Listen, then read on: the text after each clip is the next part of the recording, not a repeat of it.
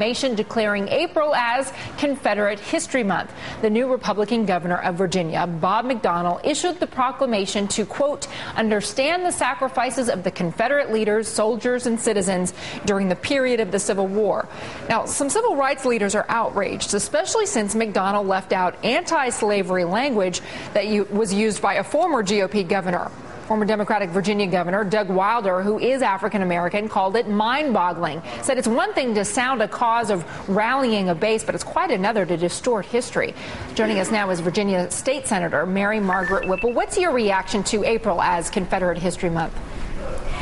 Well, I think that Governor McDonnell's proclamation is very troubling to me and to many others because it only presents one side of the story, one part of our history.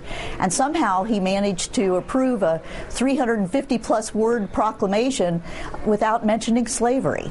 He says he left out the reference to slavery, and I want to use his words here because there were any number of aspects to that conflict between the states. It involved slavery, but I focused on the ones I thought were most significant for Virginia. Is he trying to suggest to Virginians that slavery was not significant for Virginia? Well, it certainly sounds like it. I was very troubled by that quote from him, and I can tell you it's significant to me and to many, many other Virginians.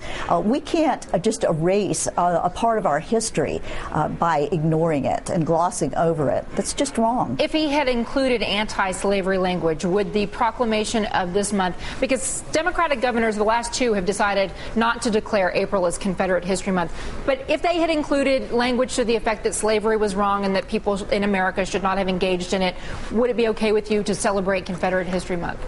I think that we should, if we are to have a proclamation of history, it ought to be Civil War history that takes in mind the sacrifices made by people on both sides, the viewpoints of those who wanted to preserve the Union and to free the slaves.